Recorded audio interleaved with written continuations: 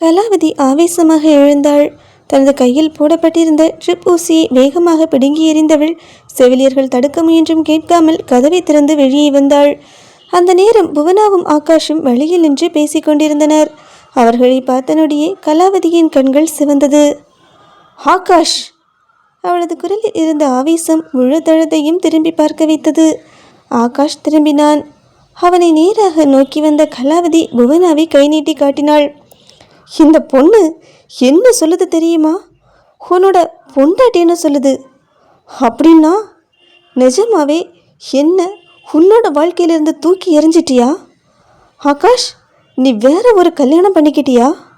அந்த கேள்வியில் கோபம் அதிகமாக இருந்தது. சுற்றி இருந்தவர்கள் எல்லாம் அமைதியாக நின்றனர். ஆகாஷ் சில நொடிகள் அவளை பார்த்தான். பிறகு எந்த தயக்கமும் இல்லாமல் சொன்னான், ஆமாம், அவ சொன்னது உண்மைதான். எனக்கு கல்யாணம் ஆயிடுச்சு. ஒரு நொடி கலாவதியின் முகமே மாறியது. என்னடா சொல்ற? அவளது குரல் நடுங்கியது. பொண்டாட்டி செல்ல மாதிரி உயிரோடு இருக்கேன், எங்கிட்ட டிவோர்ஸ் கூட வாங்கல, அதுக்குள்ள இன்னொரு கல்யாணமா? அடுத்த நொடி அவள் கையை உயர்த்தினாள். உன்னை நான் சும்மா விடமாட்டேன்டா. அந்த கை ஆகாஷை அடையும் முன்னரே ஒரு கை அவளது மணிக்கட்டை இரும்பு பிடி போல பிடித்தது. கலாவதி திரும்பி பார்த்தாள். அவளது கையை இப்படி பிடித்திருந்தது புவனா. ஆனால் அவள் கண்களில் எரியும் உரிமை இருந்தது. இனிமே ஒரு தூசி கூட என் அனுமதி இல்லாமல் என் புருஷன் மேலே படாது. அப்படி இருக்கும்போது நீ என் புருஷன் அடிக்க கைவோங்கிறியா? கலாவதி அதிர்ச்சியாக அவளை பார்த்தாள். புவனாவோ அவளது கையை தள்ளிவிட்டு ஆகாஷின் முன்னால் நின்றாள். உடம்பு முடியாமல் படுத்திருந்தனால பாவம் பார்த்து விட்டுட்டு வந்தேன். அதுக்காக யாரும் எங்கள் தலையில் ஏறி உட்கார முடியாது. பிறகு ரிசப்ஷனை நோக்கி திரும்பினாள். சிஸ்டர், இவங்களோட பில்லெல்லாம் க்ளோஸ் பண்ணுங்க. சிறிது நேரம் யோசித்தவள், ஓ சாரி, இப்போது பில் கட்ட முடியாத நிலைமையில் இருக்காங்க போல. பரவாயில்ல, ஏழைகளுக்கு உதவி பண்ண தான் நினச்சிக்கலாம். உடம்பு சரியாயிடுச்சுல்ல, முதல்ல வெளியே அனுப்புங்க. கலாவதியின் முகத்திலும் கோபம் துடித்தது. ஹேய், இது என்னோட ஹாஸ்பிட்டல். இந்த ஹாஸ்பிட்டலில் எனக்கு உரிமை இருக்குது. நீ யாரடி என்ன வெளியே போன்னு சொல்கிற? புவனா மெதுவாக சிரித்தாள். அந்த சிரிப்பை கலாவதியை இன்னும் எரிச்சலடைய வைத்தது. ஒரு சின்ன கரெக்ஷன் கலாவதி மேடம், இது உங்கள் ஹாஸ்பிட்டல் இல்லை, என்னோட ஹாஸ்பிட்டலும் இல்லை. இது ஆகாஷ் பேரில் இருக்கிற ஹாஸ்பிட்டல். இத்தனை வருஷம் நீங்கள் ஆகாஷுக்கு செஞ்சதெல்லாம் போதும். இனிமேலாவது அவனை நிம்மதியாக வாழ விடுங்க. கலாவதி சிரித்தாள். அது கேலி சிரிப்பு. ஆகாஷ், நீ ரெண்டாவது கல்யாணம் பண்ணிக்கிட்டது கூட பரவாயில்ல, ஆனால் இந்த மாதிரி ஒருத்தியா? அவள் புவனாவை மேலிருந்து கீழ்வரை பார்த்தாள். பார்க்கவே சகிக்கலை. உன்னால் எந்த சுகத்தையும் கொடுக்க முடியாதுன்னு தெரிஞ்சும் இவ உன்னை கல்யாணம் பண்ணிக்கிட்டான்னா அதுக்கு பின்னாடி ஏதோ பெரிய காரணம் இருக்கும். புவனாவின் முகம் இறுகியது. ஆனால் அவள் பேசவில்லை. அடுத்த நொடி அதுவரை அமைதியாக இருந்த ஆகாஷ் முன்னே வந்தான். ஏய்! அவனது குரலே மாறி இருந்தது. ரொம்ப ஓவரா பேசிட்டு இருக்க. கலாவதி அமைதியானாள். என்னோட பொண்டாட்டியை பற்றி தப்பாக பேச நீ யாரடி? அவன் புவனாவின் தோளில் கை வைத்தான். என்னோட கண்ணுக்கு இந்த உலகத்திலேயே இவ தான் அழகு. கலாவதியின் முகம் சுருங்கியது. ஆகாஷ் நிற்கவில்லை. என்னடி சொன்ன? நான் ஆம்பளை இல்லையா? அவனது குரலில் அடக்கி வைத்த கோபம் வெடித்தது. இன்னும் ஒரு வருஷத்துக்குள்ள எனக்கு புள்ள பிறக்கும். அப்போ இந்த ஊருக்கே தெரியும் நீ சொன்னது பொய்யா இல்லை நான் சொன்னது பொய்யான்னு. கலாவதி அதிர்ச்சியில் நின்றாள். போடி, கோர்ட்டுக்கு போ, கேஸ் போடு, நானும் வர்றேன். அவன் நேராக அவளது கண்களை பார்த்தான்.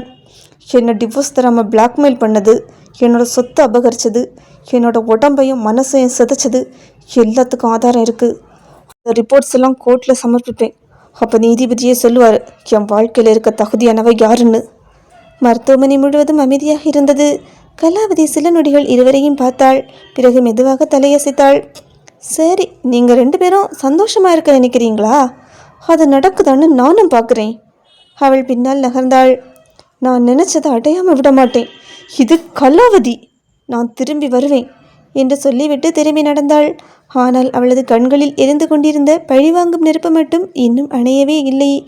சென்ற பிறகு புவனா அவனிடம், டாக்டரே பசிக்குது, வெளியே போய் சாப்பிடலாமா என்று கேட்டாள். அவளை பார்த்த ஆகாஷின் முகத்தில் உடனே ஒரு சிரிப்பு மலர்ந்தது. சரி, ஆனால் இன்னைக்கு மட்டும்தான் வெளியே சாப்பாடு. ஏன் என்று அவள் புருவத்தை சுருக்கினாள். அப்புறம் நான் சமைக்கிறதுக்கு தேவையான பொருளெல்லாம் வாங்கி தருவேன்.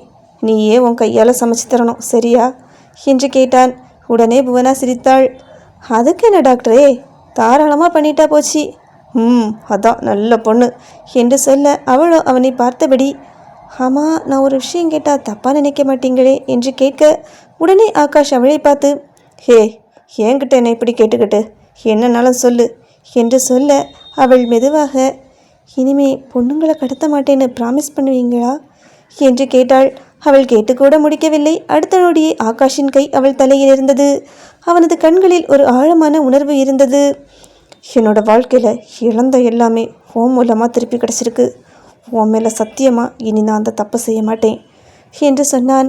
அந்த வார்த்தையை கேட்ட நொடியே புவனாவின் தொண்டை அடைத்து கொண்டது. ஏனென்றால் அவன் சொன்ன அந்த சத்தியம் அவளுக்காக மட்டுமல்ல, அவனுடைய புதிய வாழ்க்கைக்காகவும் அவன் மாறிவிட்டான் என்பதற்கான அடையாளமாகவும் இருந்தது. ஆனால் அடுத்த நொடியே ஆகாஷ் அவளை பார்த்து, நீ எனக்கு ஒரு சத்தியம் பண்ணு என்று சொன்னான். புவனாவின் இதயம் திடீரென்று வேகமாக துடிக்க ஆரம்பித்தது. என்ன சத்தியம் என்று கஷ்டப்பட்டு கேட்டாள். உன்னோட வாழ்க்கையில் எதையுமே என்கிட்ட மறைக்க மாட்டேன், எப்பவும் எனக்கு உண்மையாக இருப்பேன்னு சத்தியம் பண்ணு என்று சொன்னான். அந்த ஒரு நொடியில் அவள் முகத்தில் இருந்த சிரிப்பு மெதுவாக மறைந்து போனது. இதயம் வலித்தது, கண்கள் கலங்கியது. அவன் கேட்பது சாதாரண சத்தியமில்லை, அவளால் இப்போது செய்ய முடியாத சத்தியம். ஏனென்றால் அவள் முழு வாழ்க்கையும் இப்போது ஒரு மறைக்கப்பட்ட உண்மையின் மேல்தான் நின்று கொண்டிருந்தது. புவனா என்று அழைத்தான். அவள் பதில் சொல்லவில்லை. புவனா சத்தியம் பண்ணு என்று மீண்டும் சொல்ல அவளால் பேச முடியவில்லை. அடுத்த நொடியே அவனை நெருங்கியவள் அவன் உதட்டில் ஆழமான முத்தமொன்றை பதித்தாள். இதை எதிர்பார்க்காத ஆகாஷ் அதிர்ச்சியாக அவளை பார்த்தான். என்ன டாக்டரே, என்கிட்ட போய் சத்தியெல்லாம் கேட்டுக்கிட்டு என்று சிரிக்க முயன்றவள், வாங்க சாப்பிட போவோம், பசிக்குது என்று பேச்சை மாற்றினாள். ஆனால் அவள் இறுதி வரை அந்த சத்தியத்தை மட்டும் செய்யவில்லை. அதை ஆகாஷ் கவனிக்கவில்லை, ஆனால் விதி கவனித்து கொண்டே இருந்தது. அருகிலிருந்த ஒரு உணவகத்துக்கு இருவரும் சென்றார்கள். ஆகாஷ் ஏதோ பேசிக்கொண்டிருந்தான். புவனா அவனை பார்த்து சிரித்து கொண்டிருந்தாள். அந்த நிமிடத்தில் உலகமே அவர்களுக்கு எதிராக நின்றாலும் கவலை இல்லை என்ற அளவிற்கு மகிழ்ச்சியாக இருந்தார்கள். அப்போதுதான் பின்னால் இருந்து ஒரு குரல் கேட்டது. டேய் லிங்கேசு. புவனாவின் கை நடுங்கியது. ஹல்லி இந்த ஊருக்கு தான் வந்திருப்பான்னு நீ சொன்ன, நம்ம எல்லா இடமும் தேடிட்டோம், எங்கேயும் கிடைக்கலையே என்ற வார்த்தையை கேட்ட நொடி புவனாவின் இதயம் துடிப்பை தவறவிட்டது. மெதுவாக திரும்பி பார்த்தாள். அந்த நேரத்தில் அங்கே நின்றிருந்தவர்களும் அவள் ஆகாஷிடம் பேசிக்கொண்டிருந்த குரலை கேட்டு திரும்பினார்கள். டேய் இது அல்லியோட குரல் மாதிரி இருக்குல்ல என்று லிங்கேஸ்வரன் மெதுவாக சொன்னான். அடுத்த நொடி இரண்டு பார்வைகள் மோதிக்கொண்டது. ஹல்லியை தேடும் சொக்கலிங்கமும் புவனா என்ற பெயரில் நடித்து கொண்டிருந்த ஹல்லியும் ஒருவருக்கொருவர் நேருக்கு நேர் சந்தித்து கொண்டார்கள். அந்த பார்வை சாதாரண பார்வை இல்லை. பல வருடங்களாக எரிந்து கொண்டிருந்த கோபம், வலி, இழப்பு, பழிவாங்கும் உணர்வு எல்லாம் அந்த ஒரு பார்வையிலேயே இருந்தது.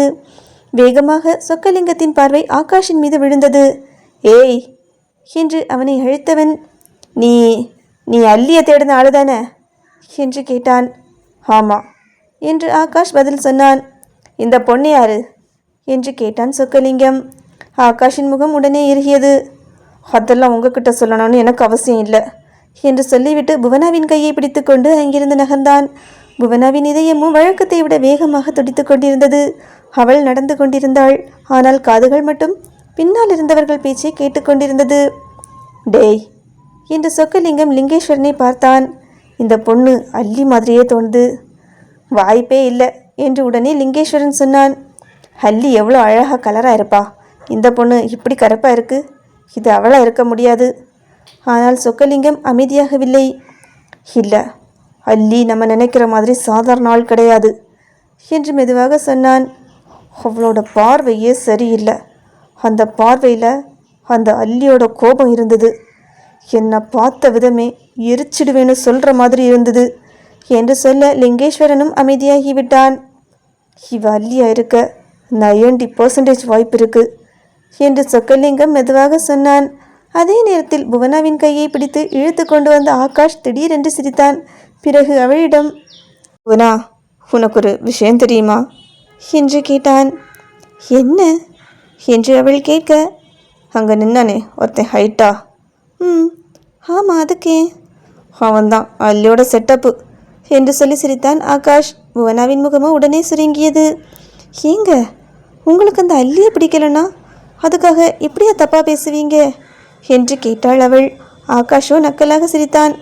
நான் ஒன்றும் தப்பாக சொல்லலை, இந்த ஆளு தான் அந்த அல்லியை வச்சிருந்தான் என்று சொல்ல புவனா மறைத்தாள். ஏங்க நீங்கள் பார்த்தீங்களா என்று கேட்டாள். அதெல்லாம் உனக்கு சொன்னால் புரியாது என்று சொல்லிவிட்டு மீண்டும் சிரித்தான் ஆகாஷ். அல்லியோ உள்ளுக்குள் வெந்து கொண்டிருந்தாள். அவன் தன் முகத்தை பார்த்து கொண்டு தன்னோடே வாழ்ந்துவிட்டு இப்படி வேறொரு ஆளோடு தன்னை சேர்த்து வைத்து பேசிக் கொண்டிருக்கிறானே என்று அவள் நொந்து கொண்டிருந்தாள். அதை அவளால் மறுக்கவும் முடியவில்லை, உண்மையை சொல்லிவிடவும் முடியவில்லை.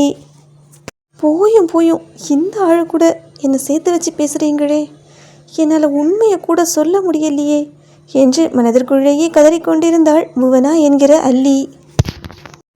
ஒருவேளை வந்தவங்க அவதான் உண்மையான அல்லின்னு கண்டுபிடிச்சிடுவாங்களோ? அப்படி கண்டுபிடிச்சா இனி என்னென்னலாம் நடக்க போகுதோ? வந்தவங்க கண்டுபிடிப்பாங்களா மாட்டாங்களா? நீங்கள் என்ன நினைக்கிறீங்க? ஸ்டோரியை பற்றின உங்களோட கருத்துக்களை மறக்காமல் கமெண்டில் சொல்லுங்கள். ஸ்டோரி பிடிச்சிருந்ததுன்னா லைக் பண்ணுங்கள்.